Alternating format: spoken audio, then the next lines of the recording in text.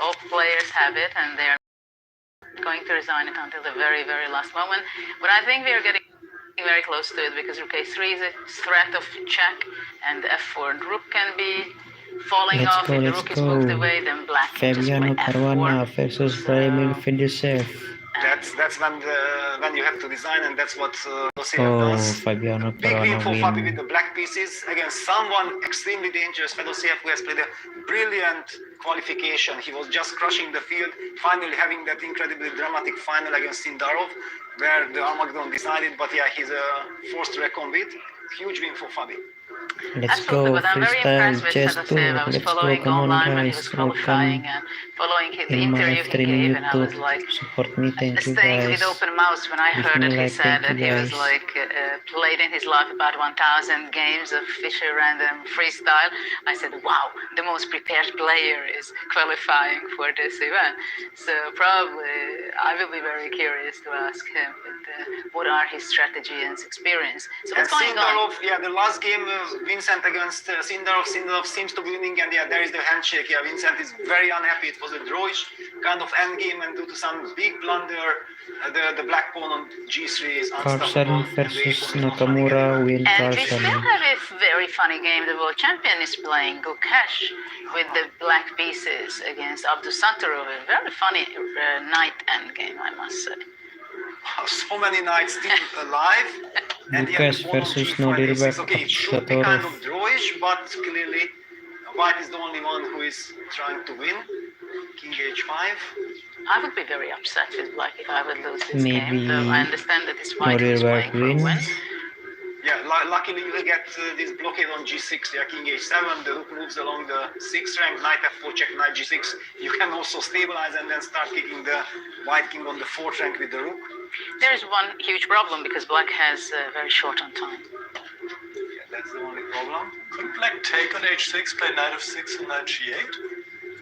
Oh, okay. Just eliminate all the pawns? Yeah, but you don't want to give up the rook for a pawn. No, Yeah, Well, if psychologically I you want to make the can't do draw, that at this point.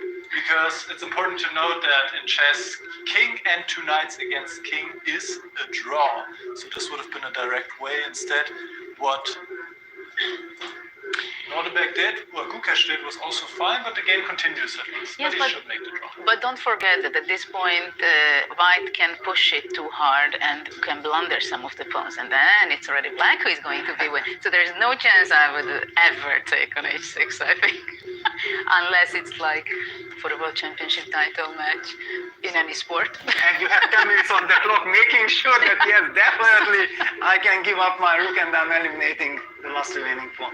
So you're hopeful to win this position with the black pieces then? Well, after rook g6, I can hope for something like that. When you go around 1 minute and when you have such an ambitious opponent for sure who wants to win. But, you know, at this point you can blunder. Yeah, that's the point, that white is playing for a win. Yeah, and thanks to white playing for a win, actually black might have some chances also to counter it. King h4. All right, let's activate that rook and let's get that knight to g6. That's at least my heart is screaming for. Knight e3. What? Yeah. He's going for the draw. Okay, professional. Professional after all. Yeah, okay, but he's a world champion already. Yes. Okay. So basically with rook g6 he was setting up the trap. King h4 sacrifice on my terms. But look at that. King h5, that was a tricky move.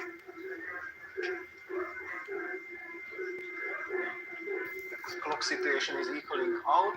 Well, this is the good news. Yeah, when you have 10 seconds increment, then you don't have to worry about time in this position. Just make sure not to blunder any forks. But would you really think that you play for win with white at this point? Well, we don't know what happened before, so maybe there is some frustration involved. Yeah, that he felt like he had great chances and then he's trying. But of course, you have to stay objective. Yeah, you cannot over push. Welcome guys, thank you, give me one like, thank you guys. Come on, come interactive, let's go. Back to d5. Yeah, I want to control the f6 square. Well, actually, knight e6 maybe could be a move. And grabbing. Yeah, he does it. Knight Knight f6 f6, check. king h8. And then you still take on G5 on A. Yes. Wow. Okay, now we're gonna see this. How long are the players playing? Why are they playing at all? Are we joking? Well, Nolivex says I'm Tonight up to pieces. versus Come on, I'm the King. moral winner. I want to checkmate you. Young generation, ambitious generation. So we should point out this is a very elementary draw. There's just one try that white has when the king is on the corner, but if black does not cooperate, it's just no way to win this. So it's a very, very simple draw. But still, I think it's the very first time that I'm ever seeing this played out. Well, I don't know, should I say I hope it's the last? Well, usually it's in all books and in all studies it ends, yeah, that you have sacrificed your last piece and white only has 2 knights of black and the handshake. What a fight. Well, yeah, Yes, in this draw game. practically you have to be really talented to self-mate yourself in this position, right? So we have all the games finished, I believe.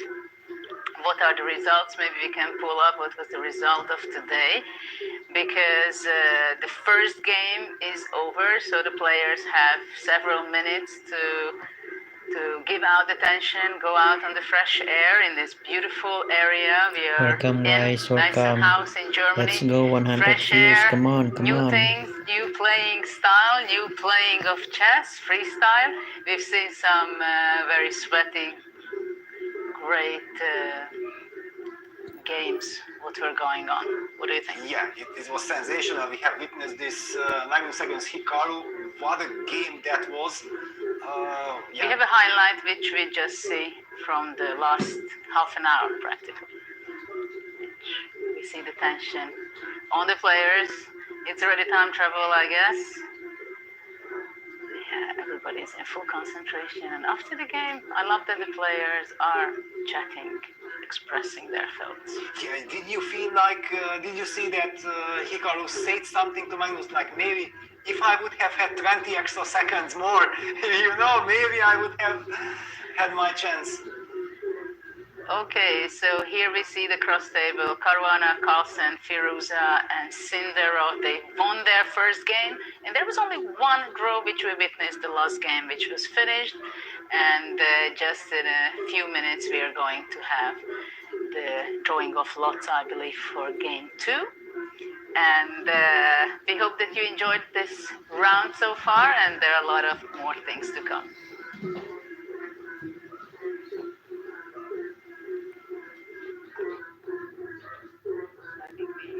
Short break, and we come back just in a few minutes.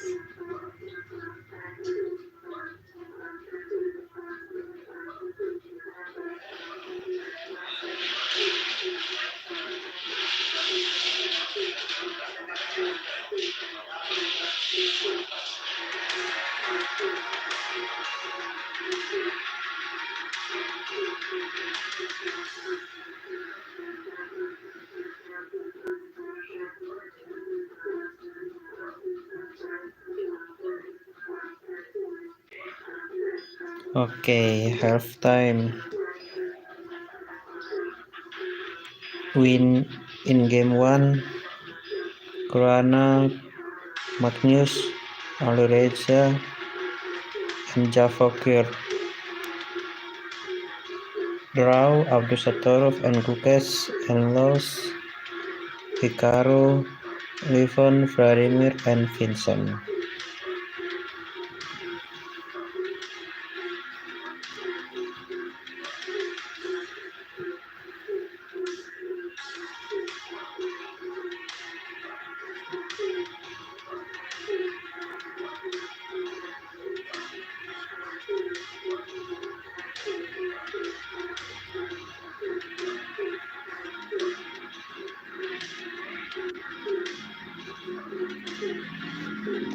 Wait a minute.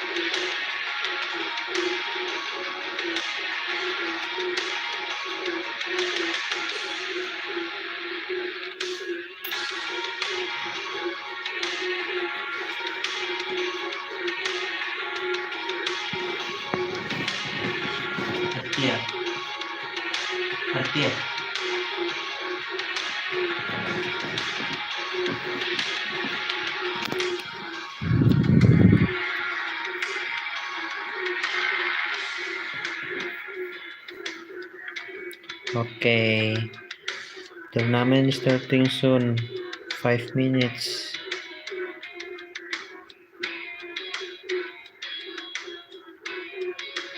Come on, come on, come on, come on. Welcome guys, welcome. Enjoy in my live streaming YouTube, thank you.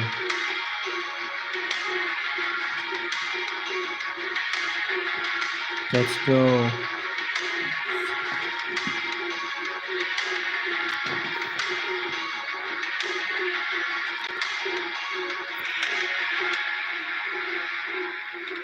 Four minutes.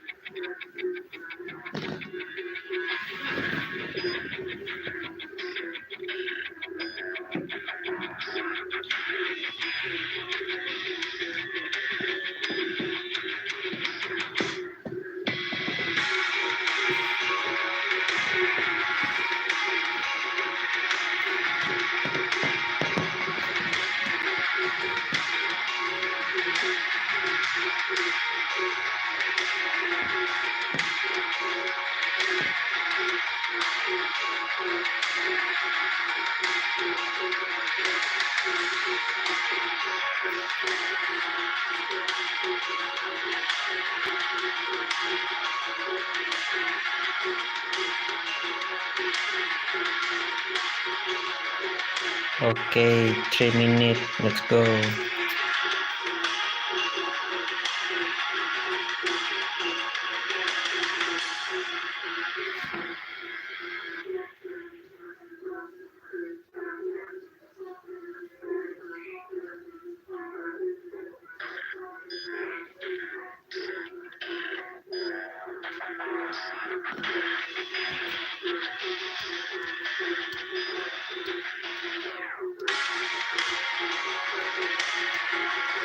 Welcome guys, welcome. Enjoy my live streaming YouTube Carlsen Freestyle Tour. Let's go.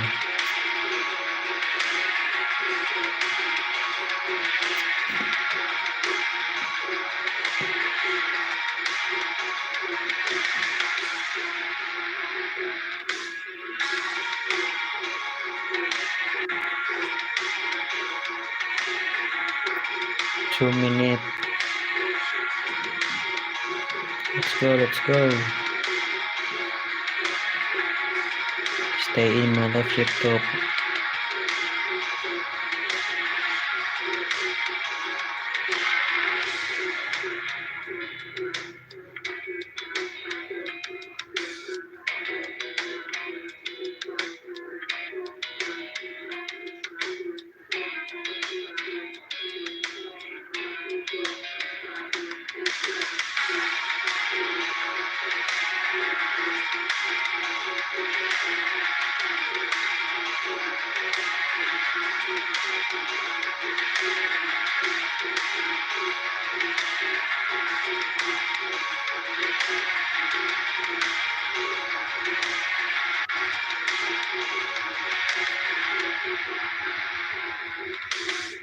Okay, 1 minute.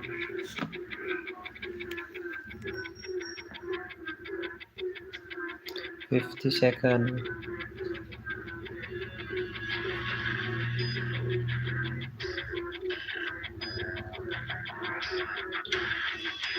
40 seconds.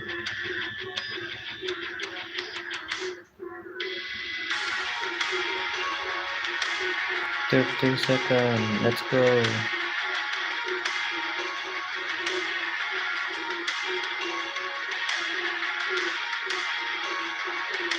20 seconds.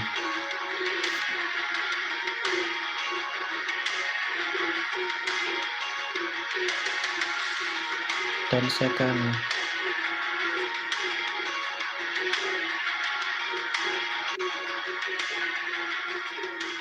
Okay, let's go.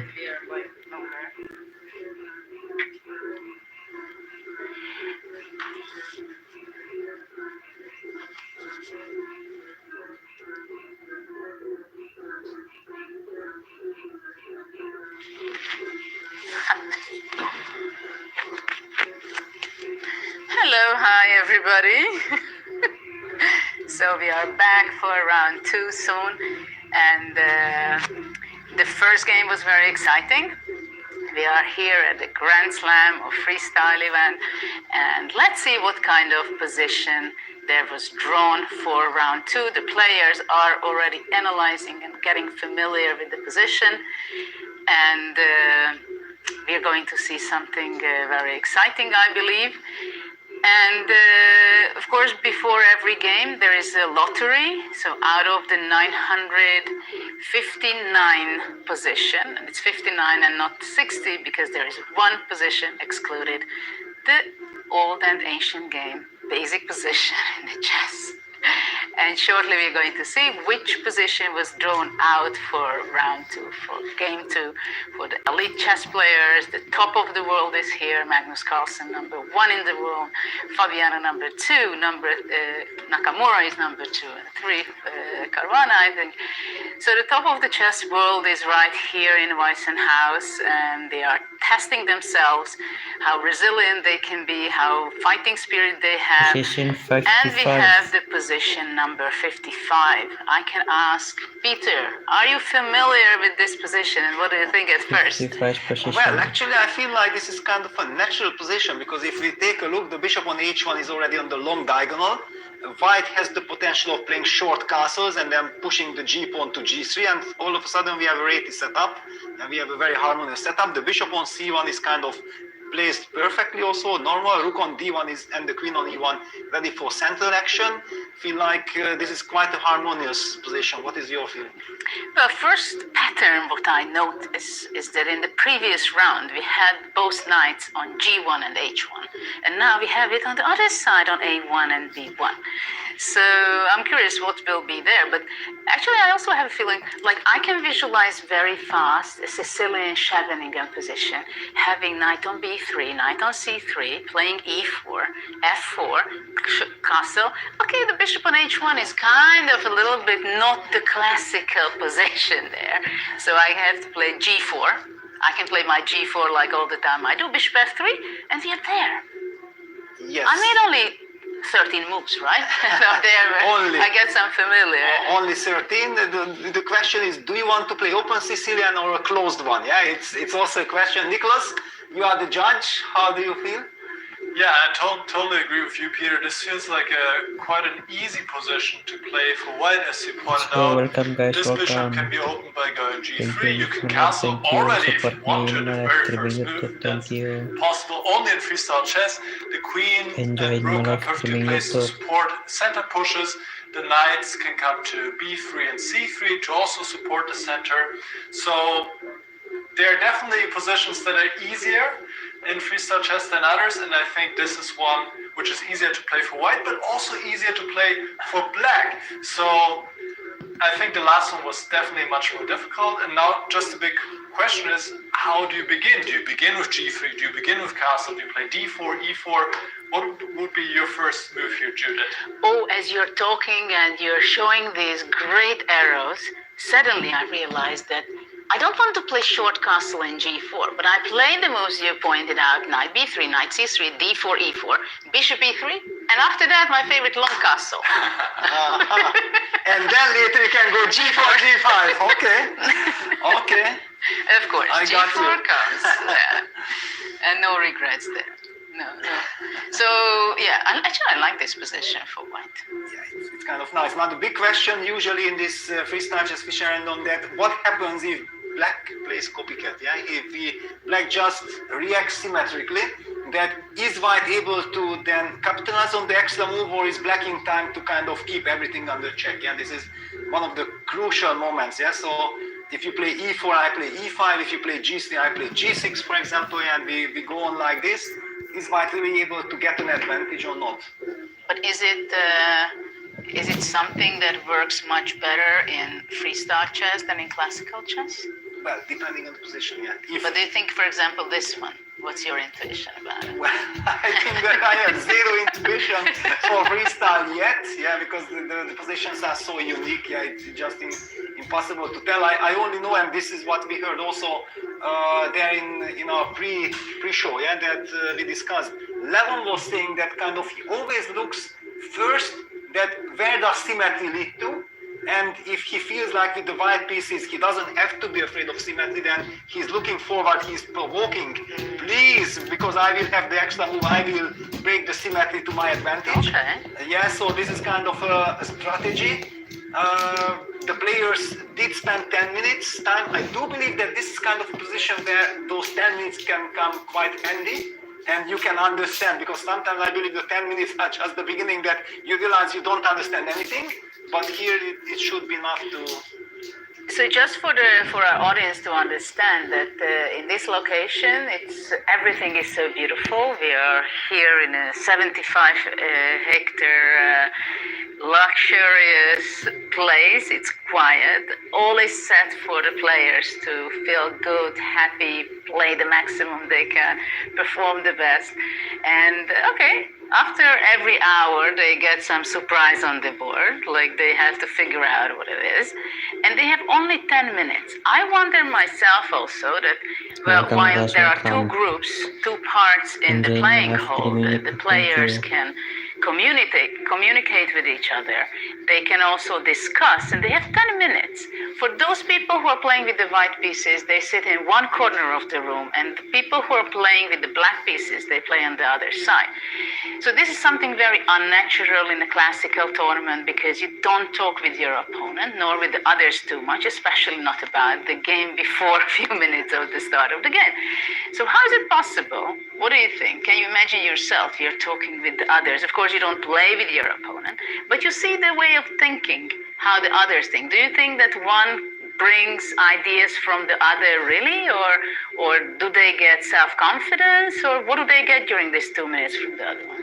I think that it's kind of nice that they have the chance to exchange ideas, yeah? That and we see that it's basically team versus teams, yeah? I mean, teams versus teams at the beginning.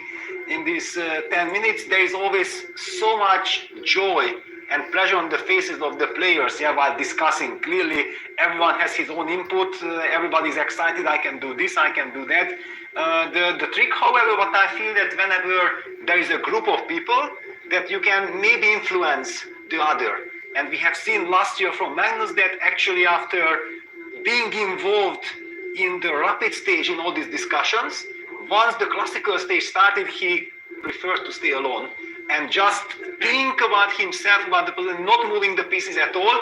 It was kind of a very interesting switch, but we already have action. D4, D5 on the board in one of the games.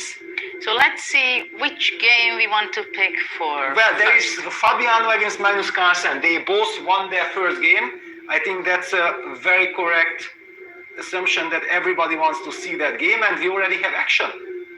So let's see what's going on. Just the first few moves just happened. So all the players had to reset their mind. Who won, they have to calm down because of the happiness that they won. And for those who lost, or even the draw, it was a long game, somehow you have to exclude all the things what happened in the previous hour. And this is we see on the screen the previous round games.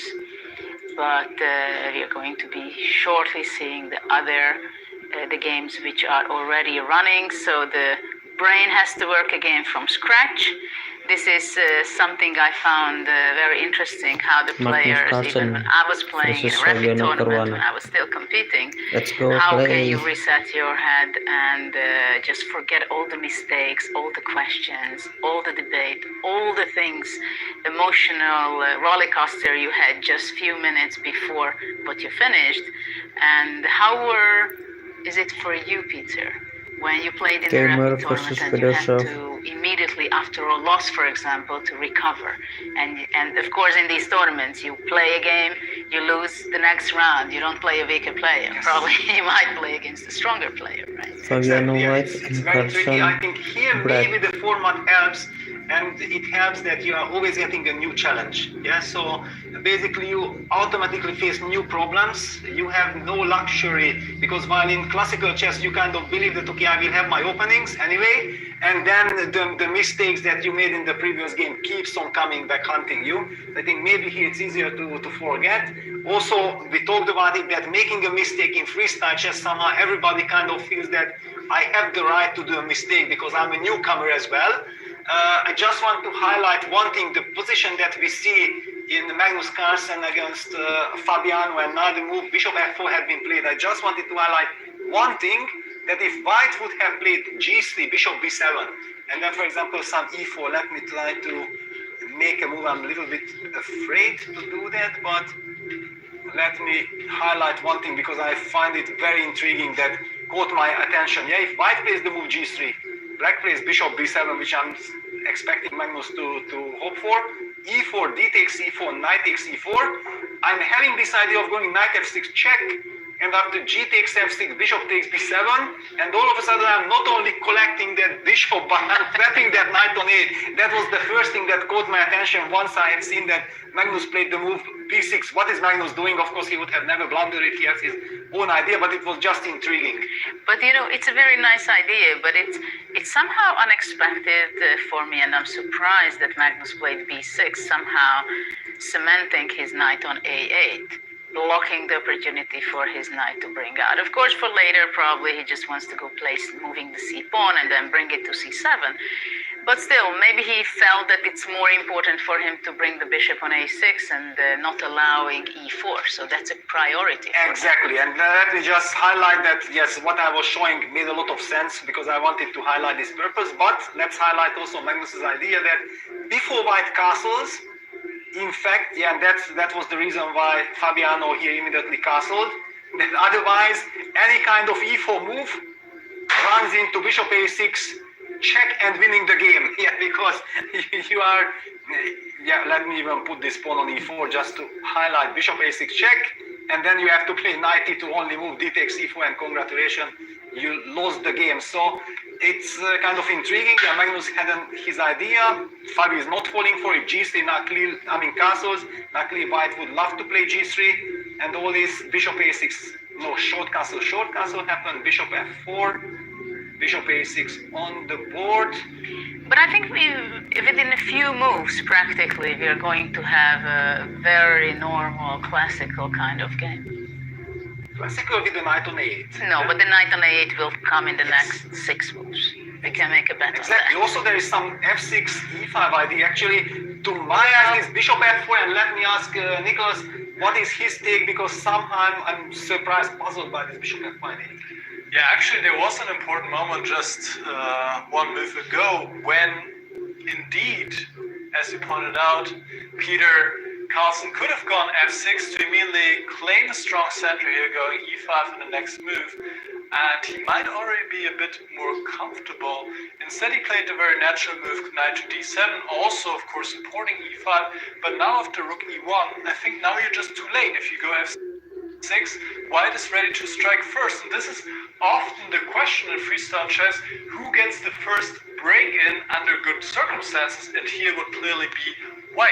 So f6 is too late now, and you have to do something else. The computer even wants to go f5, but this is not a move you're happy to play. Instead, he goes e5, he gets the first break-in, but the computer says, wow, not a good timing here. White could now play the very spectacular move. Wow. Judith, that would be your move. Right? And I want to see the players. Let's get them on camera because it would be so nice to get the feeling how Fabi is, how excited he is now that he sees the chance. Well, our expression will be also good, but let's see the players. And it's on the board, e4 played, yeah, right? Yes. Ooh. Yes. Oh, and Fabi having a drink, enjoying his life, looking around. Does everybody see what I have done? Fantastic stuff. And Magnus, look at this. And Magnus's reaction tells it all as well, what he thinks about this. But going back just for a Magnus' second reaction. to what you mentioned, Nicholas, f6 instead of knight d7.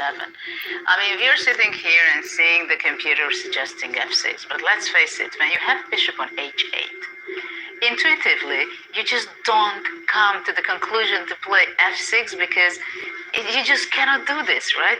So chess becomes very, very, very concrete, especially, of course, freestyle, because the piece is already here and there and everywhere. But look at Magnus's frustration. Sorry that I interrupt, but it was everything on his face, yeah? He just cannot forgive himself. How did I fall into it? Look at this. Yeah. You just want to resign already here, yeah? Yes. Yeah, he just wants to push the reset button. What was the first position? Let's go back. He just cannot believe. I know that there is this danger. How did I fall into it? But it's a beautiful position, right? Beautiful. White. Yes. Let's just highlight, yeah, this d4, No, but d5 there. aesthetically. Aesthetically, I mean, the 4 pawns over there. And this is something very typical, right? Rook on e1, queen on d8. Welcome, guys. Squeezed in between the two rooks. Oh. Well, it's basically game over. Yeah, now Magnus has to come down to be able to put up resistance, yeah, which is already kind of in doubt. Nicholas, what is your feeling? Is there a way to stay in the game? Yeah, it's not game over quite yet, but you can obviously tell that Magnus completely missed this resource, that white can go e4. And this is freestyle chess where you can be lost, even as one of the greatest players of all time in just 8 moves, what we're seeing here. Magnus finds the best move, c5. Just to point out briefly, what happens if black takes the bishop, then white takes on d5, and your queen is trapped on e8. You have to either give up the queen or move the knight in between after knight e5. Well, white just takes the knight, takes on c6 next, and it's just a lot of pawns that are dropping, plus a bad position. So Magnus finds c5, and this is actually the best chance, because now if white takes on e5, you can go d4, claim some space, maybe hope to take back later on e5, and if you take on d5, at least black can take on d4. Both moves are good for white, but definitely Caruana still has some work to do, and it's not quite over yet, of course. But of course, an excellent start for the American here. But I think it's, I find it amazing, and the audience can also follow. This is why it's so nice to follow live, slowly, how many seconds people react, what kind of faces they give, how they overcome on their own mistakes. And this is what we can witness right now. Just in a few moves, Magnus was playing, not spending too much time, not too little either. But basically he fell into a trap, right? We can say this, it's not a known trap because it's a position 055 of the freestyle. But after e4 in the previous move, it's very clear, and of course they are fantastic players, best player in the world, Magnus. He understands instantly. Before Fabi played e4, of course, when he played e5, immediately he saw that, e4, my God. But how he overcomes on this moment, that he's cursing himself, he's like, feel so frustrated, but he knows exactly that I have few minutes to deal with these emotions, right? So, okay, I'm done with this. I was stupid, so let's focus how I'm going to recover this. And C5, I love this. I mean, look what kind of tension there is in the center, right? I mean, it's just such a joy to watch it. And now the ball is on Fabi's court. He knows it that he has a great position, but we all know that we have to make a decision. This is good, the other one is good, and the other one is good, and then suddenly you can say that, okay, I have to make something. No, but I want to think a little bit because it's a critical position. But okay, but I don't have much time. I'm behind on time already. So you have this debate with yourself continuously, which unfortunately we are not shared with the players. We just see their body language. Yes, absolutely. And the great news, of course, we have the chance to witness, Magnus Carlsen, disappointed, but then showing emotions, calming himself down, kind of even laughing a little bit about himself that how fool I was, clearly not from happiness, he's very upset, and then comes up, because he got rid of all the negative emotions, comes up with the best move C5, and he's ready to fight. And as you highlighted, now there's also tremendous pressure on Fabi because he knows that Magnus has fallen into a trap. He's probably objectively winning, or he has a fantastic position. How does he get the most out of it? Because just an advantage would already be a disappointment. Yeah, these psychological battles between the players and with ourselves, those are something which can block us to make the best moves also. But here, now it is really a big question how to take, what to take, right? Because also it comes to mind I mean, the bishop is not hanging, right? Because e takes d5. But if white would take knight d5, then already the bishop is hanging. So I wonder also is it possible for white to play bishop g5, or that would be actually a mistake because black goes c takes d4. And if white goes knight d5, f6, right? So there is a momentum here where Fabi has to make a good choice and probably capture something out of the d5 or e5 pawns. Yeah, and actually the reason why I'm not even tossing it to Nicholas yet, because I feel like we should be treasuring this moment and we shouldn't be looking at engine lines like how white can get the maximum like this, because it would not be fair and it's also not a practical way of thinking. Let's see, and finally Fabiano goes for d takes e5, and once we get new position, and now we did get, then for example Nicholas, now you can take it away and say what do you think of Fabi's choice? This was an excellent choice, especially the next move that Fabi is playing is a top engine move here, going b4, chipping away the black pawn chain here, the beautiful pawn chain from a7 to d4, and trying to put pressure on this pawn on c5. Also the knight will be ready to be developed to further pressure this pawn. This knight is perfectly placed on d5, and yes, the position is still material-wise equal, but it feels much easier to play for white, and you just have some beautiful pieces, whereas for example this knight on a8 is not getting into a game just yet. The bishop is well placed. It just feels like the white pieces, especially once also this knight is in the game, are much better placed than the black pieces, and it seems to be only a matter of time until some material will drop as well. Yes, I fully agree, and I think here we very nicely can talk about that the white's position, okay, bishop on h1 or g2, it doesn't really make a difference, right?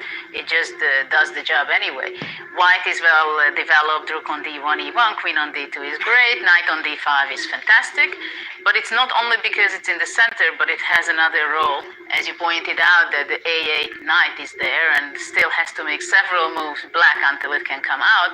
At the same time, b4, loosening up and breaking up the pawn structure there, so knight b3 can come with a tempo, and the h8 bishop is still there, and it's not so easy to bring that out, because once black plays g6, white might even go bishop h6 and give some unpleasant thoughts over there. So it is clear that it's much better to play it with white. Visually it looks like that, and also there is an advantage. But we should not forget that Magnus is again more time on the clock than Fabiano. And it was kind of unexpected that Fabiano went down so much in time, don't you think so?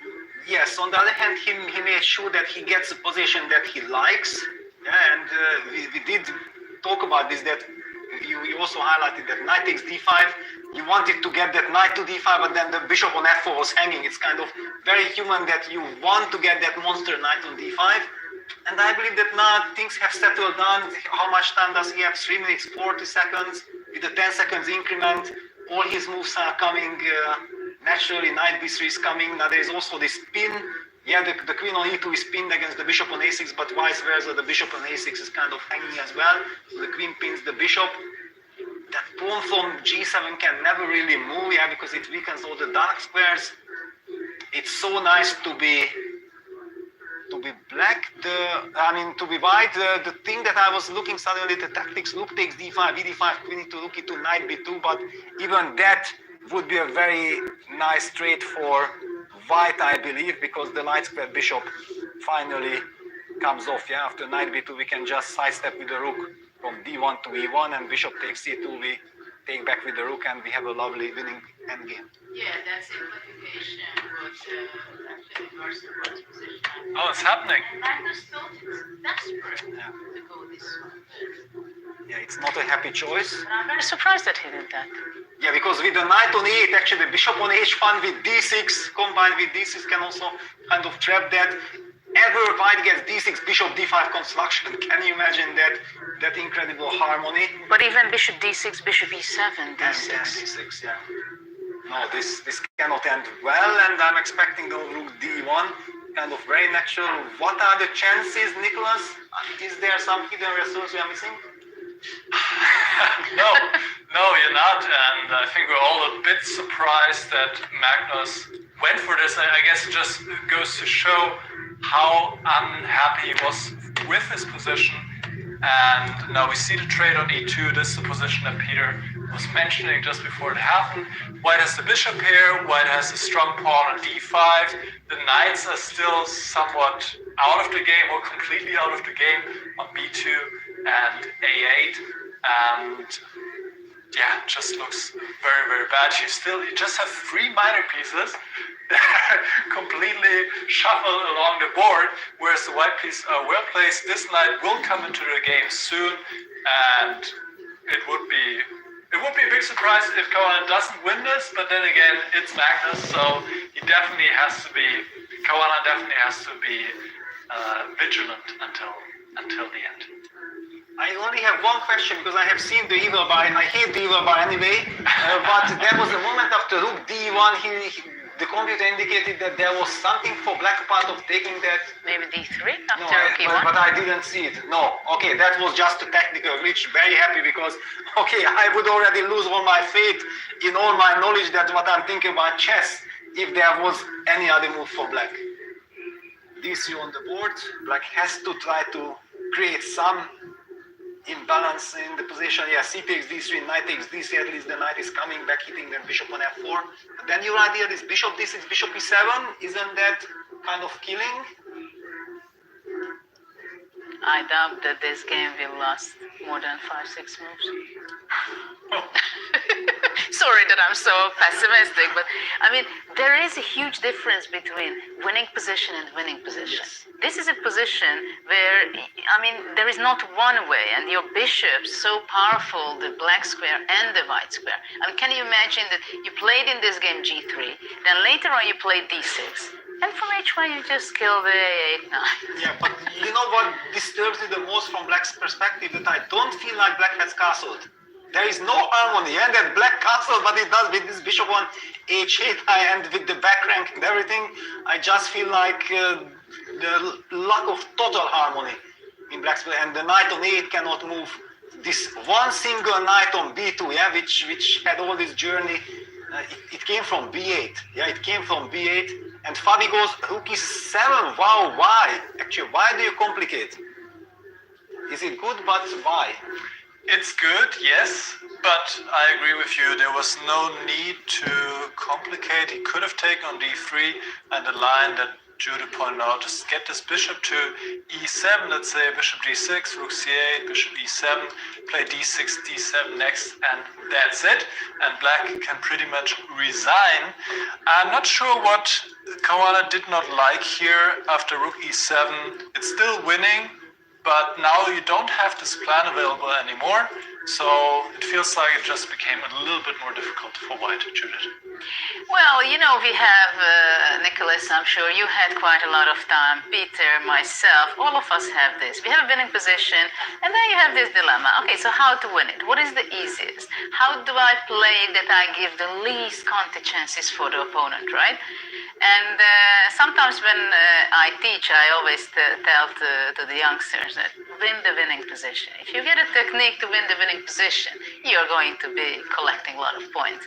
But I think Fabiano is a player who is not missing the opportunity of winning the winning position. G5 was something I was expecting already. Yes. But let's face it, it's another pawn, and the dark square bishop is great anyway. And I think white is going to be capturing on a7, though maybe knight d1 is an option to attack the a1 knight and the c2 pawn. So there is something. I mean, Magnus is kicking, I would say, but of course they both know that the position should be losing for black. Yeah, for sure. But yeah, there is some hope, yeah, because clearly black is most worried of d6, d7 and finish, yeah, but if after d6 you can do knights, and while he collects the pawn, I'm not liking this. This is against my principle that if I'm having a winning position, I don't want to be collecting. It might be the most precise way. I just intuitively don't like it.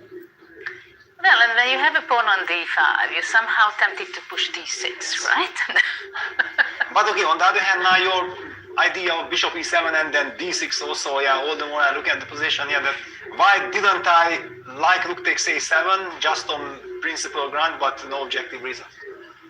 Yeah, it's really, really bad for black at this point. I mean, I was also concerned, why do we even keep this pawn on d3 alive for so long?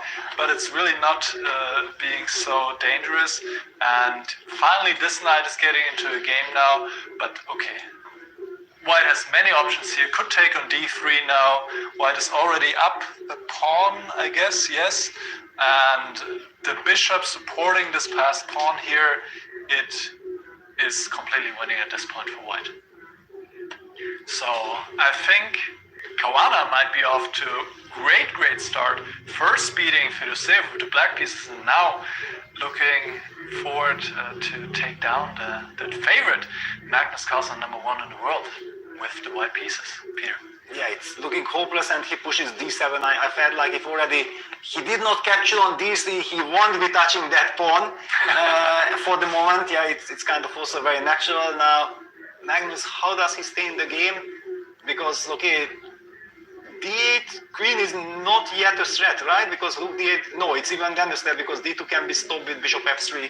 That's kind of a nice little resource. The bishop can always jump to f3, protecting against any kind of d2. So Magnus goes knight b2 to a4, hitting the knight on a1. Yeah, let's not forget that the bishop on h8 is eyeing the knight on a1, but okay, I believe every single move is winning. Well, I would go knight b3, I believe.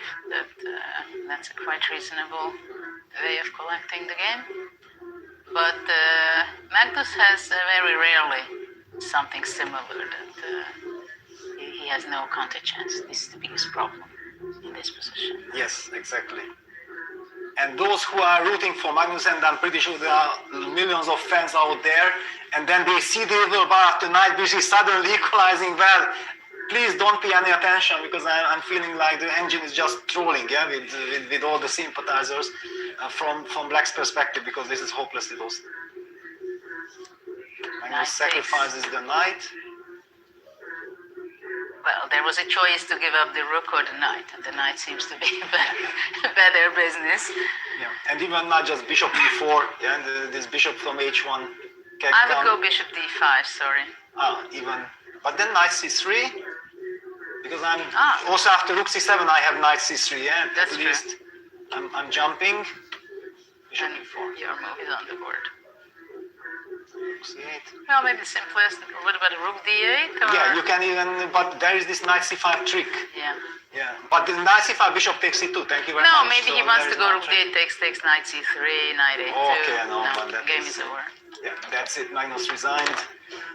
What a big win for Fabi, right out of the opening, and he never gave Magnus any chances. Magnus Yeah, basically resigned. the blunder with e5 cost him the game. And Fabiano win. Yeah. The blunder with e5 and then also this transformation into endgame, which was just so bad that even the greatest, or one of the greatest endgame players of all time could not come back from that position. 2 out of 2 for Caruana. We're Fabiano going with to take a Magnus look at Carlsen. the bird's eye view so we can see which other games are in place. And here we have it. 4 games are still running. A lot of excitement. Where do you want to take it 4 next, Peter? game. Well, according to Evil Bar, which we don't really trust, but we still believe, Vincent is having a good position. Gukesh in a lot of trouble against Alireza. Maybe we should jump right in there, because that would also mean that Alireza starts with 2 out of 2, if that's true. Is this really so bad as the computer says? What's happening here? Bishop takes h7. Now we see that black is the one who having the perfect harmony. Yeah? White's bishop on h7, knight on c1 is loose. f6 played. The king on g1, the back rank issues. Yeah, it's very unpleasant, and also 12 seconds. Well, it's a very frustrating position for white, because the bishop on h3 is just a killer. Knight on d6, greatly placed. I believe f3 was kind of the only chance, and bring the king to f2, trying to get activated his But knight knight from c4, c1. yeah, knight d3 only move. Nice little tactic, and that's. But what about queen b1 and then queen b6? Check. Oh, It's very unpleasant. Also this. yeah, queen this c2, is yeah. tough. Queen c1, queen takes e2. Knight f2, only move. Queen f2, but yeah, queen f2, alright. Looking very bad. Actually, this knight is now also beautifully pinned. Yeah, maybe black can just play a5, a4. Exactly. Did you just start pushing the pawn? Is that an option? Could easily be an option. White is completely paralyzed. Well, probably white wants to go queen e1 and trying to relieve and bring the king to f2. And then somehow activate his queen. Well, it's kind of funny saying activating the queen and going to a1. Knight e5 is the move, but he doesn't play it. Knight d6, yeah? He moves the knight back to d6. But this is not understandable why he moves back the knight to d6. Yeah. Huh? What Well, was the reason of that? The reason probably because he kind of felt like the knight is so nice on d6, but the knight was beautiful on c4. Maybe white should have played queen e1 instead? Oh! Wow, it worked to perfection. Suddenly white Wow. relaxed that, okay, Alireza win. black is threatening nothing, but in Gukesh fact it lost. was a wonderful psychological trap. White played the move queen e3 and got hit with queen d1 check after king f2, Oh. queen f1, checkmate. Instant resignation. King f2 Maybe he thought and there was a queen repetition f1 if he plays checkmate. queen e3. I think that was the thing. What a brilliant psychological trap, Gukesh yeah, because Gukesh had under. just 20 seconds left. Wow. Queen Okay, Alireza e4. 2 out of 2, Fabiano 2 out of 2. Let's see H3, what sorry, else sorry, do we queen have, because we have no e3, stop action. blunder. Well, this was too fast. Let's see what's going on. Vincent apparently having a winning edge according to computer. Well, let's go there for short, because, well, actually there will be resignation by Fedoseev shortly, right? 3 game. What's going on with Nakamura and Abdusattorov? Yeah, maybe Nicholas, do you have some position, because suddenly my computer crashed. Yeah, what position do you guys want to see? Well, the actual position of Anything Nakamura. that works, yeah. Okay, sure. We see the game between Nakamura and Abdusattorov. This is the current position. We are in an endgame, both sides with 2 rooks and 1 minor piece. And black is pushing here with the active rooks on e4 and f4. This knight is pinned and it looks difficult. Bishop c1, interesting tactic to force white to take on c1 and go into the rook endgame. Does he have to take here is the question. Yeah, it seems like he does. And rook b4, this is an important resource and Nakamura should save this game and this should lead to a draw. So Nakamura gets into a tournament. I think very important for him to not lose the second game in a row, which was possible from the position that we have been seeing. Now, maybe up to the turf, I don't even know if he can try here, actually. This looks just like it will finish in a draw any moment, yes. Well, no, knowing him, he will Ah, not. yes, he found a way, of course. Yes. Of course he found a way. This is not your back, and he plays rook f4 to f3. I don't think that it will change really the outcome, but he will still play on the nerves of Hikaru. Yeah, because even if you just move the rook and you give this pawn, this is still a dead draw. So, yeah, I don't think Hikaru will let this one slip, but it continues up to the turf, staying true to his fighting spirit. Can white go rook b7? Yes, that's On the exactly board, what that's the happened. move. Yeah. Unfortunately, we lost control of the board on our live stream, so probably you should be shown. No, There we it's go. fine. We're back, yeah? Okay, so rook Yeah, b7, and the idea is giving up the pawn on c3 and then rook a1. Going for checkmate, but unfortunately Black always has It's this a perpetual perpetual idea if he Exactly. needs to. But yeah, this looks like it will end in a draw. It's a beautiful example very of soon. a rook endgame there. It shows that activity is everything. Yes. So we're expecting a draw here. Should we head over to the other game maybe? Yeah, because Sindarov is winning apparently against Levon Aronian, which would take him to 2 out of 2 and Levon Aronian to 0 out of 2. Just to show the difference and his 2 pawns up, perfect coordination, a winning endgame. And Vincent has won, by the way. Vincent has won. Yeah, that was the final position which we have seen there. So Vincent bounces back against Fedosiev. Well, it's very hard to imagine that this can go wrong for white by any means, even though white is behind a few seconds less than Levon Aronian, but it's a very systematic win, which will be done, I believe. Knight on f5, incredibly powerful. Rook on e4, exceptionally well positioned. There is now also rook c4 idea, yeah, just to Oh, go into you wanna fancy stuff, yeah. fancy stuff. Just Maybe completely unnecessary, yeah. But fancy. Yeah. Rook c4, just to highlighting that, yeah, after rook takes c4, knight d6 would be a fork. In that case, white could have forced the trade of rooks, but why do you need that? The position is anyway winning. No need for such moves. Knight e8. Where is that knight heading? The king f7, knight d6. Okay, just to win some time. All right. Will he play rook c4? maybe he will play knight b5, forcing the ace pawn to put, you see? Yeah. And then knight d4. Yes, yes. Okay. Yeah, the problem is in this position for black, not the 2 pawns necessarily the only problem. The problem is that you don't have counterplay. Yes. White has a very healthy pawn structure, beautifully coordinated pieces.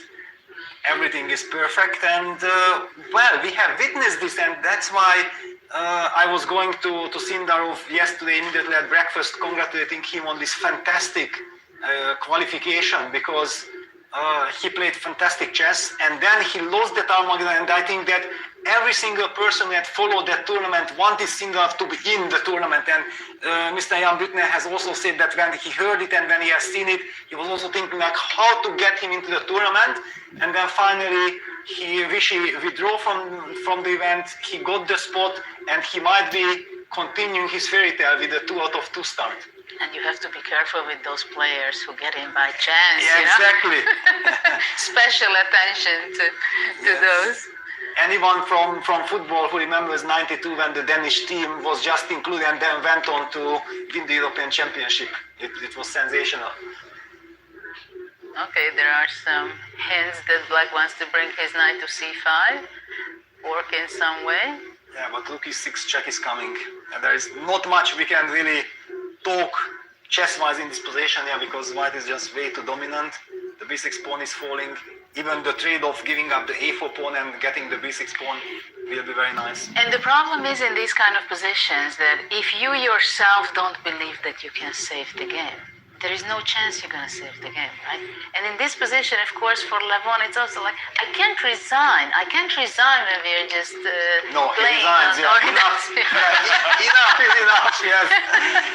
It was too bad, yeah. What a fantastic start for Sindarov. And this is what we really love, yeah, when the players show such sportsmanship. We are discussing the game. Levon, despite losing and being 0 out of 2, he's still sitting there. I love this kind of video.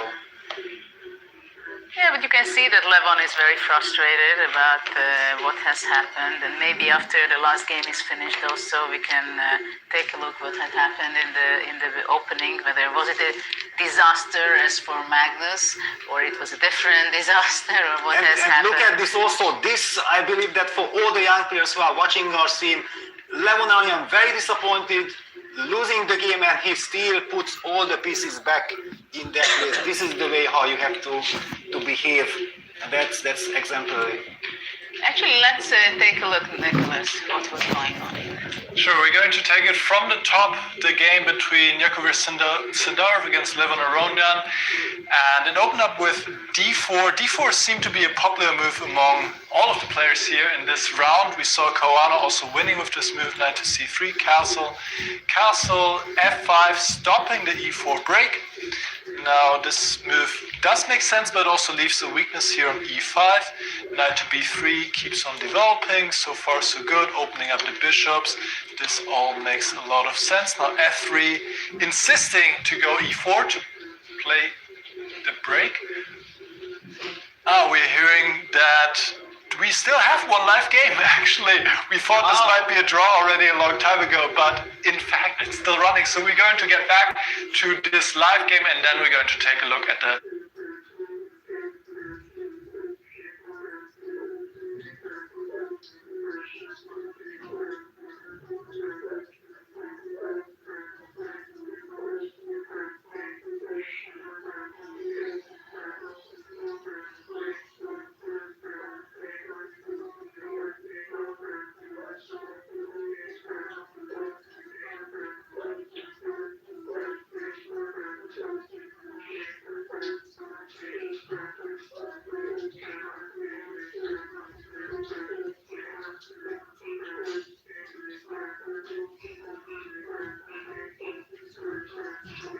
defensive side. I don't think this will happen here, but I think a draw is very likely, Peter.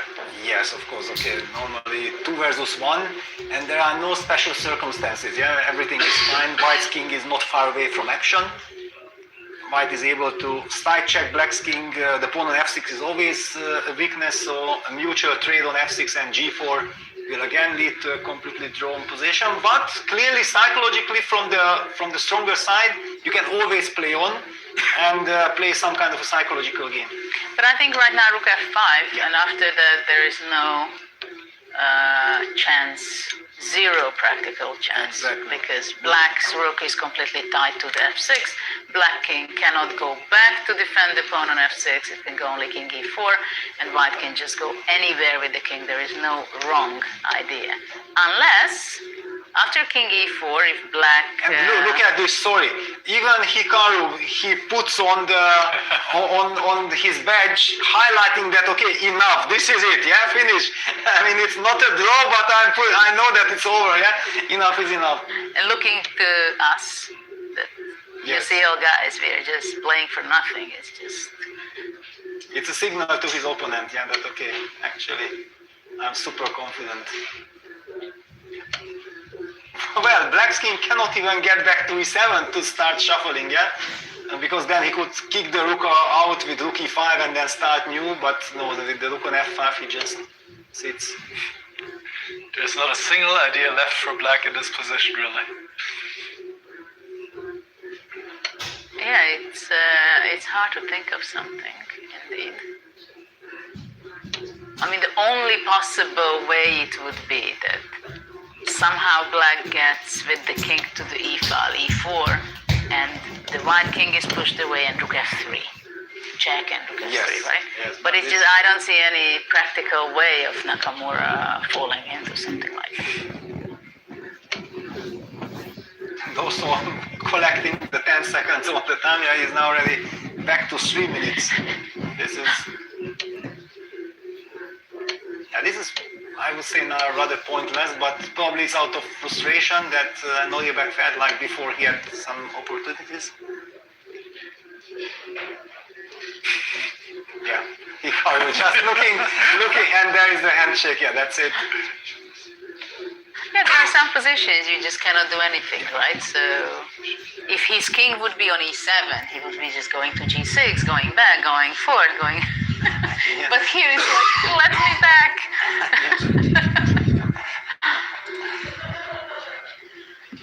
And of course, both players have their thoughts to be shared. I was better here, he was better there. No, it was me who was better, right? You try to convince your opponent that you had a better option. I'm also pretty sure that here you have even more questions after the game than in classical chess. You normally in classical chess you feel like there were these 1-2 critical points. Here the whole game. See, Nicholas, we started out with the Sindarov-Levon game. Yes, let's try that again. This time all the games have been finished, so we can take some time to look at this game that Sindarov... But wait a second, shouldn't we looking at all the results and then we go there? What? I think we're going to be very fast on this, and then we can... Alright, we're going to be fast. Let's go through it. So the knights, the pieces are being developed here. I think this all was very logical. The position was about equal here now. We saw this already. White is ready to push in the center, open up the position. This makes a lot of sense. Knight to b6, e4 was played. Knight c4, this all was played quite well from both sides. Takes, e5. We see a lot of tension in the center. d5. Wow. And we're going to, so this was a critical moment apparently. After knight d7, white was winning. Instead, black should have kept the position close, going f4. But it's of course very, very difficult to navigate, especially with so little time on the clock. So knight d7 now takes on f5, and knight f6 actually. Levon just sacrificed. Hanging, yeah, so he couldn't recapture gf, right? Yeah, exactly. The c6 pawn was hanging. So I guess Levon sacrificed this pawn, but it was not really the way to do it. So knight f6, queen e2, takes on g6, and in the end we just get into his position where actually white is up a healthy pawn. Even though there was a little bit of a comeback here for Aronian, now position is closer to equal again, but still it feels very difficult to play with this open king, and still white is up a pawn, by the way. So bishop c4. And wait a second, Nicholas, what Yes. I'm noticing, look at the clock situation. The live clock was like 16 seconds versus 25 seconds at this very moment, yeah? Imagine the horror. Yeah, imagine, yeah? So everything was out of control, yeah? Forget everything what we thought about this game. Yes, so it was just a time scramble. Okay, and then in the game, well, there were just a lot of mistakes being made, and in the end, white emerged being 2 pawns up and managed to convert it. So he just 2 healthy pawns up, and Sindarov never looked back and won a critical second game, and he's in good shape with 2 out of 2, Peter. Let's take a look at the standings. Exactly, yeah. Let's take a look at the standings, because we know that the last 2 places, the last 2 place players will be eliminated from the tournament. So basically, it's feeling wise whoever starts with 2 out of 2 like Sindarov is almost guaranteed, yeah, because it's clear that he will not have a total collapse of losing all his games, and somebody will be at the bottom. This is great news for the players who can run away with the tournament, and all the players now, Hikaru, Gukesh, Aronian and Fedoseev right now in a very big danger zone, but also the players with 1 point like Magnus Carlsen, Vincent Keimer and Nodirbek Abdulsattorov cannot feel themselves safe yet. Well, we also have to point out that it's 2 days, the qualification, the preliminaries, and right now we see indeed on the top of the cross table, Caruana, he was very convincing so far, 2 out of 2. Sindarov, who is really seems to be in great form, taking his chances, the opportunity that he's playing in this event, and Firuza is also 2 out of 2. Magnus is struggling, we can say, right? He was really, it was a really painful loss. I mean, I always like to say that we professionals, I think, we know exactly that there's a huge difference between loss and the loss. And this was feels like a double loss, because it was really a very unnecessary mistake what was done by Magnus, and this is extremely painful. Basically, we can say that he couldn't play a game because only after a few moves it was hopeless, and against Fabiano it's dangerous because it took the opportunity and never but let it also has the other side of the story, right? That because it was like a thrown away game, he can get some confidence that actually I did not get outplayed. I was just stupid on my own. Yeah, one move blunder. If I'm not making any unforced errors, then probably I'm in good shape. Yeah, so the next game will be crucial for Magnus. Yes, exactly. And of course, Keimer is doing pretty well. He just won his first game and warming up.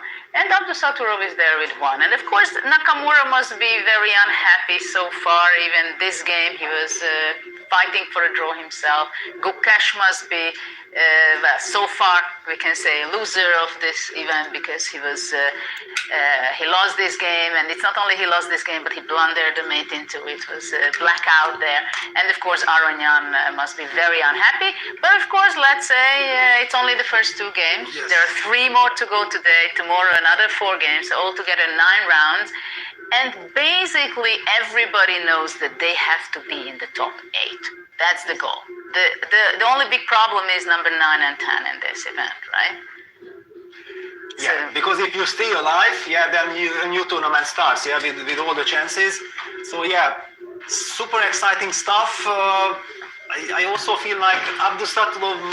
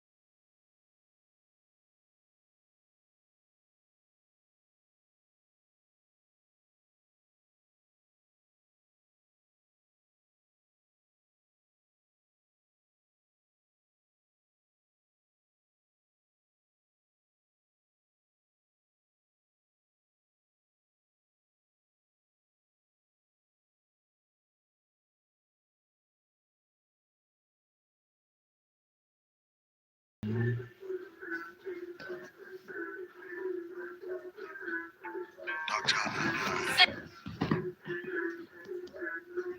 kenapa yang gitu-gitu gimana? Yang beda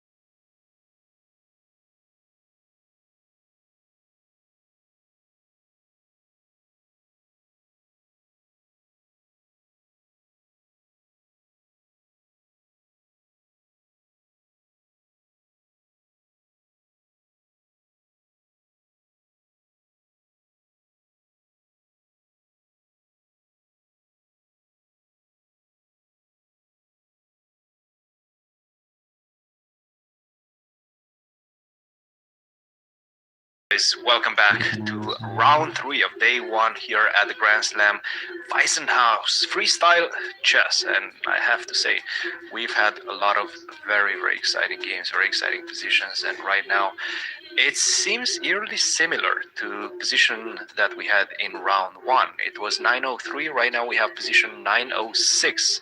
No, the opposite. It was 906 and now 903. But yeah. You see, you're paying more attention than I do. I like numbers. You're paying attention more than I do. But as we can see right now, Magnus did not look great, did not look very happy during the break. I was watching the official broadcast and he was looking pissed. He just lost against Fabi. He does not like to lose games against anybody, and right now he's analyzing this position, trying to understand what's happening. We can see the two Americans, Hikaru, and the profile of Fabi. And Hikaru is saying, yeah, let's push the pawns, push the juicers. Go forward, go forward. And Fabi is like, no, maybe. Fabi's like, what the heck are you talking about? What are juicers? Can you explain to me the concept of a juicer, Hikaru? That's probably what they're talking about. That's my guess. I mean, chat, you can guess whatever you want about their discussion. But yeah, exciting. Interesting that they don't show us the position, but only the faces. We have the position right now. No, I mean when they analyze, why do they do such a close-up on their faces? Yeah. It's almost like taken out of the context, it can be anything. Yeah, meanwhile, Levon is making rook moves. The first piece he develops is a rook. I think he's trying to go something like a4 followed by rook a3. Levon is just being his usual creative self. And he's like, nah, come on, but I'm probably not gonna take it back. Yeah, I'm probably not gonna go for that. I would go for d4. I think d4 makes the most sense. Big game, by the way, between Ali Reza and Hikaru, Battle of Generations, two experts in speed chess, short time controls, and we're adding another layer to that. Speed chess, but chess knight LX, chess knight 60 freestyle chess. So random chess. How do you think this one is going to play out, Maria? It's gonna be definitely exciting. I see Ali Reza is analyzing on his own. Ali Reza doesn't analyze. Again, this is what he does. He does not believe in analysis. I've seen it in the first couple of years in St. Louis as well. He just doesn't believe in analysis. He believes in instinct when it comes to chess 960. Again, his understanding is that, look, we've seen chess for thousands of years and we still don't know exactly what the best moves and the best paths are. We're not going to understand anything in 10 minutes of analysis. So I might as well just try to figure things out on my own. So he is freestyling. Good one. Yeah, he's definitely freestyling freestyle chess. That's He's ready to freestyle. Well, I guess he's deciding on the first move at least. yes. Okay. Well, yeah. what do you usually start with when you prepare to play? When you get a position in 960, what do you start with, Christian? No, I think the instinct is to just open diagonals for my bishop. In this case, d5 or d4. And then, as you were mentioning, it also feels very natural to get the rooks very early on in play. And especially in this case, when the rook is already on the central file, you might be thinking about, starting with e4 as white. That opens up the queen's diagonal. D4, right? Yes, e4, d4. These are the two moves, and most likely, if you do play d4 as white, I'm going to answer with d5. If you play e4 as white, I'm going to answer with e5. I do not want to see both of these pawns, and in the center, I do not want to allow you to get full control of the center. So I do think that this will be the two matching moves that we're going to see in the next few minutes. Yeah, I'm also looking at any potentially hanging pieces or pawns. The only undefended pawn at the start is f2. Doesn't really seem to be such a target. You probably can attack it with a knight, but I don't think it's very interesting there. People are bashing my shirt. They're saying that they look like grandma's rug. Well, you know what? I'm freestyling my wardrobe today as well. So you know what? Take that. During next break, I'm gonna change my shirt. No, don't change your shirt. We actually have sort of matching colors. We do. Somebody has to change. Somebody has to change. Oh my goodness. All right, what do we expect? What do you think Ali Reza is going to do? Jack it off, by the way. D4. D4. Or E4. D4. D4.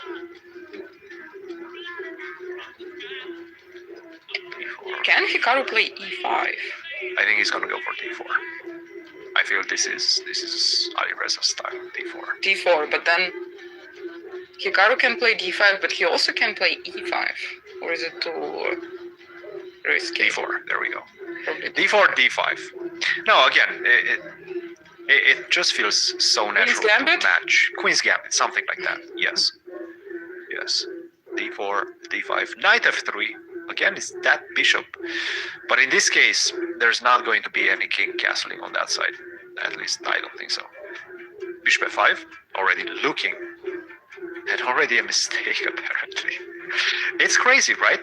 Like, Bishop F5, why is this a mistake? Maria, I really don't understand. Why such an early move? Such a challenged move by the engine. It's just... It says Hikaru's accuracy 67. Get out. Come on. What is this? We're pleasing the controller, there's no procedure. It is some kind of a reversed London. Yeah, that's a good point. Bishop F5, Knight E5. Okay. Trying to provoke F6. Obviously, F6. F6 is such a funny move. If you go F6, Knight F7, right, and it looks like he might be just basically blundering something big, but it's not that bad. That's what this knight is getting out. You could be thinking about this type of sacrifices, right? Yeah, but it's probably too risky to do it. Yeah, and Hikaru says, no, I'm not doing any of that. Bishop E6. Easy to blunder this, though. Yeah, I said there's no way players will go for this because it's too obvious, but Alireza actually was like, let's just check if our opponent notices. Absolutely. Bishop E6 and G3. Opening up the bishop, very natural. Do we go F6? Kick that knight away. the problem, if you do go f6 and do kick that knight away, I feel like I'm kicking into a better square. Mm-hmm. Just f6, knight e3, knight f4, maybe even Yeah, that knight is gonna c5. roam around. I don't like this knight. And that's why Hikaru is like, you know what? I'm not kicking your knight away. Keep the knight in the center. g6, e4. Okay. Alireza is not using any time, damn. Yeah. He's I have to say he's for the moment doing this very well in terms of practical play. Again, we've seen how important is to be up on time in those last crucial moments. e4.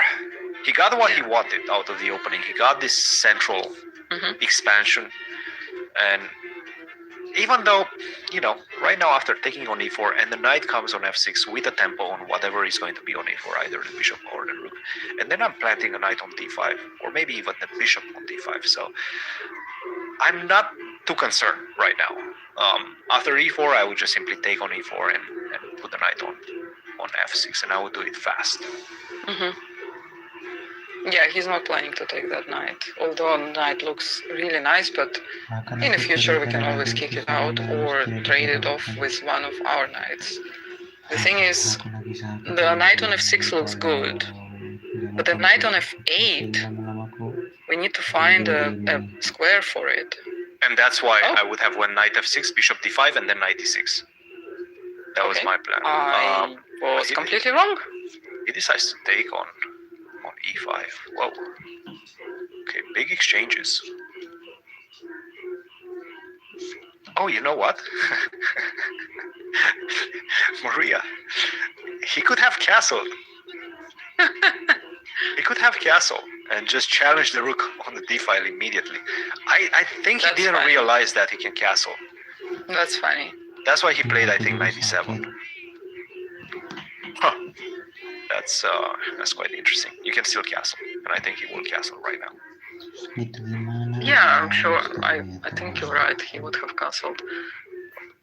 Also, Alireza maybe didn't realize he could have brought the other rook there in one move by castling, but first he needed to develop the bishop. Mm-hmm. Now he cannot castle. Now how will Alireza bring that rook? That's a very good question. But also, how do you defend this pawn on e5? Because I don't think you want to take. No. If you take, then finally my knight is getting out. Also, I have ideas of just simply taking with the pawn, and then all sorts of discovery attacks against the bishop on e4. So now you're starting to feel a little bit of pressure as white. I think what you want to do, and this is not an easy thing to understand, is you probably have to sacrifice the pawn. Just leave the pawn on e5. Yeah. By the way, are you always sure about the rules in 960 regarding castling? I'm not sure about the rules in classical chess. Because I'm always like, I think it's so much easier to play online because you can just try. Exactly. Yes. You move the king over the rook and it either happens or not. Yes. No, that's a very good point. In over the board chess, for sure you doubt yourself. For sure you doubt your yourself. king is on b8, so logically speaking, it doesn't need to jump over d file, right? Over the d file. Mm-hmm. But what if you're wrong? Illegal move. Illegal move, and your opponent gets some extra time on the clock. Yes. And also it's embarrassing. I feel like this is what the players are mostly afraid of, just being embarrassed. At least that's what I'm afraid of. If I go ask the arbiter about something, and he tells you, are you crazy? Of course you can do that. Then I will feel stupid. But I'm sure we'll get used to this over the next few days. Yeah, exactly, Wesley. It's funny that Wesley was the one who messed up, like castling. Was it Nepo who challenged him because it was a legal move or something? I think so, but I do not remember. I think they had to add time on Nepos clock. And then, like, ironically enough, the only chessable course on 960 is by whom? Must be Wesley, yeah? Wesley. I don't know. I'm guessing. Is it Yeah, Wesley? It's Wesley. Yeah. There's only one chessable course on Fisher Random, and it's done by Wesley. That's so funny. That's so funny. What do you even do in the course of Fisher Random? Like, Well, he basically just combined a bunch of tactics from different online and over-the-board games. I feel like there can be done way more, but this is a start. I'm sure things are going to evolve in the Chess 960 arena. But after a very long thing, Alireza decided to take on f6. And of course, Hikaru took with the knight. I sort of expected it. This was my first instinct as well. Look, the knight on g8 was looking really sad. Might as well get it out.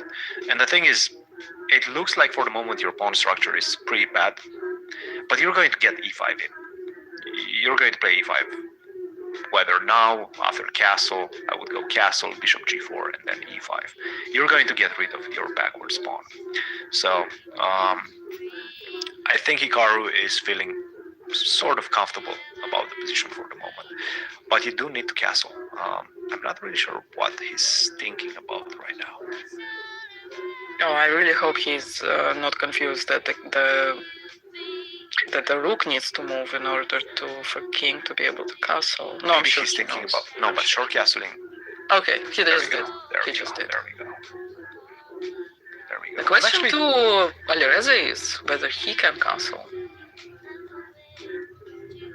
not for the moment, but soon, yes. Wait, what? Did you see how that was done? Did he use both hands? Yeah, but how do you do it? Like in the game one, I was thinking, how do you actually castle when your king is on b8 and goes to g8? Do you like take it with one hand and just deliver? I know it's against the rules to do it with two hands, but I don't know. Is it against the rules in freestyle chess? They must have asked. I do they believe must they have an asked. exception. Yeah. And then they were like, yeah, don't worry, you can use two hands. They must have asked before the tournament. Maybe they can make their own rules. Freestyle the rules. Well, why not? Why not? You don't actually have to follow FIDE rules, right? No. Especially this year. Bishop f7. Okay, bishop f7, looking at e5. He's telegraphing his idea. We knew about it. Okay. e5. Yes. Done. Time to go for it. And What he I does gonna do? He does it. I think you have to pass. You have to pass by with f5. Yeah. Yeah, if you take on e5, it just feels like, first of all, both of my knights are getting on very good squares, and also you're starting to feel the pressure on your knight on e3.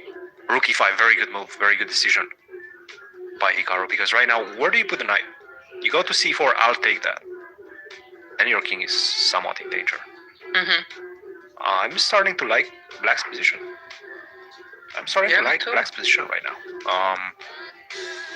It's not easy. It's not easy for white to finish development. This is something But he that you doesn't were... have to move the knight, right? He doesn't.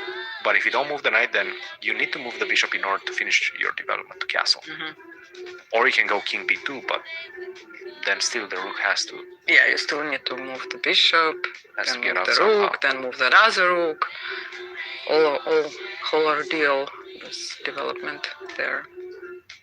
Fabi has legit prepped all 960 openings. I mean, who knows? Maybe. Yeah. he had some time after that. Still, he had like a couple of days.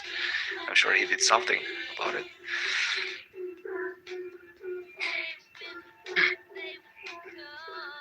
Hikaru is enjoying his coffee. His mug is not as big as yours. He doesn't need such a big mug. It's not that early in Germany. No. As you were mentioning, look, it's a nice resort. Probably he went, had a nice massage for the last couple of days, relaxed. I'm just speculating, by the way. They did Don't have take it home, very but full. they do have a nice media spot, day. right? They have media day yesterday with like 9 hours of recording and photographing. 9 hours. Yeah. Wow. I think, by the way, Ali Reza is pulling the brakes right now. I think you can pull the brakes with bishop b2, right? Like bishop b2, rook takes c3, bishop takes f6. Can you do this? Just say, okay, let's make it. Yeah, although black gets this open file. Okay. Rook e8. I mean, Hikaru. But if you don't, what do you do? How do you defend? Well, rook f3 does seem very. It's so ugly, right? Yeah. You just close up your bishop. I mean, maybe he's going to do it. Perhaps he's going to play it, but it's such a difficult move to make. Let's see if he made it. So I do see some moves. Knight to g4. Okay. No, I mean, it's also fine. Knight takes g4. Rook takes f7. I mean, I don't think Hikaru will be particularly missing that bishop on f7. No.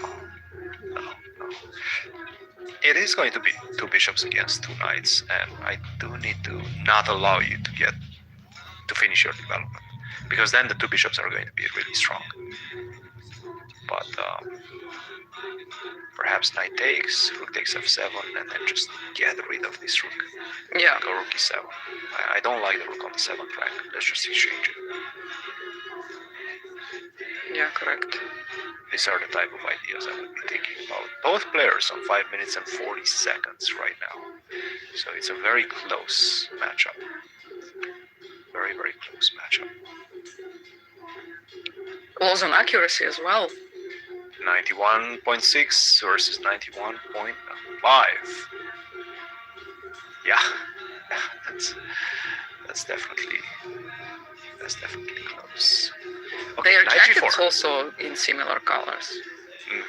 But jacket off for Hikaru. It's warm. It's warm up there. Yeah, tomorrow will be another day of round robin because it's 10 players. So tomorrow will be 4 games. 4 games. 5 games today. This is round 3. We have 2 more rounds after this one. 10 minutes plus 10 seconds increment. And today the playoff stage is not the playoff stage. The first stage of the event is going to conclude, the rapid portion, which is going to move on after that to the knockout stage 2. Rook e7, as prescribed. That's exactly what Hikaru is doing. Take on g4 and then immediately challenges the rook on the 7th rank. I like this again. The question is being asked: how are you going to finish your development? Where are you going to put this bishop after the exchange of the rooks? I personally like bishop a3 for some reason. So take bishop a3, right? But then I'll give you a check. Yeah. Maybe I can go even rook e2 first. Like actually, what do you do after rook e2? So f3.